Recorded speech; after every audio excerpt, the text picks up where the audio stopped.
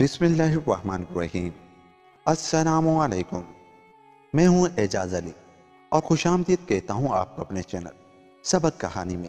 मगर आगे बढ़ने से पहले अगर आपने अभी तक हमारे चैनल को सब्सक्राइब नहीं किया तो थोड़ी सी तकलीफ करके हमारे चैनल को सब्सक्राइब कर लें। चलते हैं आज की कहानी की तरफ।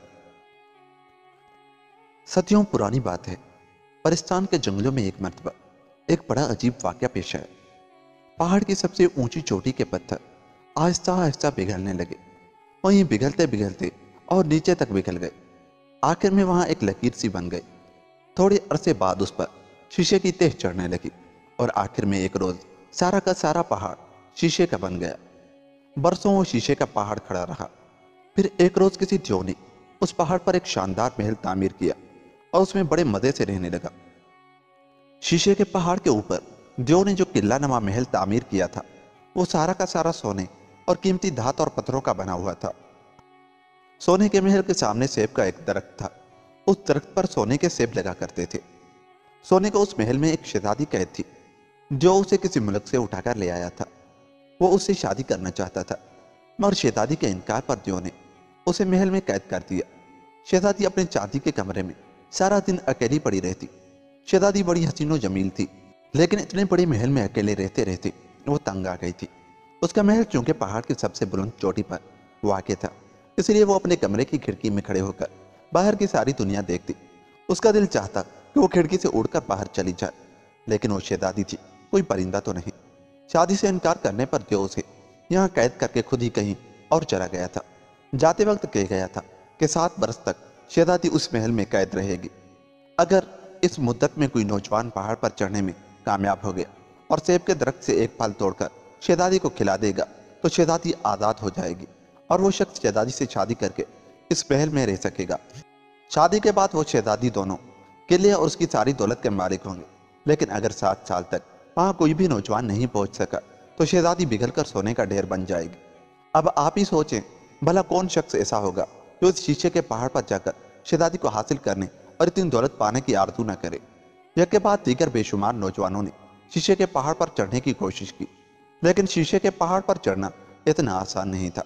उनमें से कई गिरकर मर गए, बहुतों के हाथ पांव टूटे और बेशुमार जख्मी होकर नाकाम लौटे। आहिस्ता आहिस्ता शीशे के पहाड़ के नीचे हड्डियों का ढेर जमा हो गया। महमजू शहजादों और बहादुर नौजवानों का यह रिवायती सिलसिला जारी रहा और वक्त बड़ी तेजी से गुजरता गया। उधर जैसे जैसे वक्त गुजरता जा रहा था, शहजादी की उदासी और परेशानी में इजाफा होता जा रहा था। एक दिन ऐसा आया कि 7 साल की मुद्दत खत्म होने में सिर्फ 3 दिन बाकी रह गए। उस रोज शीशे के पहाड़ के नीचे एक बड़ी तेज आवाज सुनाई दी। एक शहजादा अपनी फौज के साथ नीचे खड़ा था। उसने बांसुरी बजाई और अपने घोड़े पर सवार हो गया। अगले ही लम्हे घोड़ा तेजी के साथ पहाड़ पर चढ़ने लगा। घोड़े के सुम चिंगारियां बरसाते हुए आगे बढ़ते गए। उसके सिपाही नीचे खड़े अपने बहादुर शहजादे का यह जादुई तमाशा देखते रहे। घोड़ा अब करीब करीब किले के बिल्कुल नजदीक पहुंच गया था। एक बार तो ऐसा महसूस हुआ कि शहजादा किले के दरवाजे पर पहुंच गया, लेकिन ऐसा नहीं हुआ। उस बेचारे को यह मालूम नहीं कि किले की हिफाजत एक भयानक परिंदा कर रहा है। शहजादा जैसे ही किले के करीब पहुंचा, अचानक एक तरफ से उकाब की शक्ल का एक बड़ा सा परिंदा उस पर झुकता। इस अचानक हमले से घोड़ा बिदक गया। वो जोर से हनहनाया। उसने दुम उठाई और सामने के दोनों पैरों पर खड़ा हो गया और फिर एक बड़े पत्थर की तरह लुढ़कता हुआ धड़ाम से नीचे की तरफ आ गिरा। शहजादी अपनी खिड़की में खड़ी ये सब देख रही थी। वो शहजादे का यह दर्दनाक अंजाम देखकर रो पड़ी।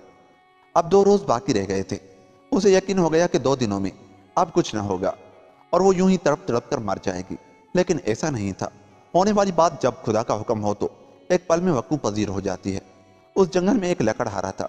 उसके नौजवान बेटे ने शीशे के पहाड़ पर चढ़ने और शहजादी को रिहाई दिलाने का पुख्ता आज़म कर रखा था। अपने इरादे को पाया तकमील तक पहुंचाने के लिए उसने लोहे के 4 पंजे बनवाए। दोनों हाथों में उसने एक एक पंजा पहना। 2 पंजे उसने अपने दोनों पैरों में लगाए और फिर बड़ी शान से पहाड़ पर चढ़ने लगा। लोहे के नोकीले पंजों से वो शीशे को तोड़ता, वहां अपने पांव फंसाता और फिर आगे बढ़ जाता। लेकिन आगे बढ़ना इतना आसान नहीं था। वो आधे रास्ते तक पहुंचा था कि थक कर चूर हो गया। आंखों के सामने अंधेरा छाने लगा। लोहे के पंजों को फंसाकर वो सुस्ताने के गर्ज से वहीं लेट गया। उसने अपने सामने चमकता हुआ सोने का महल, सोने के सेब का दरख्त और चांदी के झरोकों से झांकती हुई हसीन शहजादी को देखा और हिम्मत करके आगे बढ़ने की कोशिश करने लगा। लेकिन अचानक नीचे हड्डियों के बंजर और ढांचे देखकर वो कांप उठा। उधर शाम हो रही थी और हर तरफ गहरा अंधेरा छा रहा था। थोड़ी देर बाद बिल्कुल तारीकी छा गई। चांद निकला तो एक बार फिर हर तरफ उजली रोशनी फैल गई। महल की हिफाजत करने वाला उकाब उड़कर देखभाल करने लगा। अचानक उकाब ने महल के कुछ फासले पर पहाड़ के ऊपर नौजवान लकड़हारे को लेटे हुए देखा। उसने सोचा शायद वो मर चुका है। वो उसे खाने के लिए उस पर झुकता। उसने लकड़हारे की पीठ पर अपने पंजे गाड़े। उसने भयानक उकाब को देखा तो मारे खौफ के उसे पसीना छूट गया। लेकिन नौजवान था बड़ा हिम्मत वाला। उकाब जैसे ही तरफ बुलंद हुआ उसने उसके पंजे मजबूती से पकड़ ली। उकाब लकड़हारे समेत उड़ गया और किले के गर्द चक्कर लगाने लगा। लकड़हारे ने किले में कैद जब हसीन शहजादी को देखा तो उसके जहन में एक तरकीब आई। उसने जल्दी से जेब से चाकू निकाला और बड़ी फुर्ती के साथ उकाब के दोनों पांव काट डाले और सीधा सेब के दरख्त पर जा गिरा। उसने बड़े इत्मीनान के साथ सोने के सेब तोड़े और दरख्त से नीचे उतराए। दरख्त से उतरते हुए दरख्त की चाल लगने से उसके जिस्म के जख्म भी मंदमल हो गए। नीचे उतरकर उसने सुकून का सांस लिया और किले के अंदर चला गया।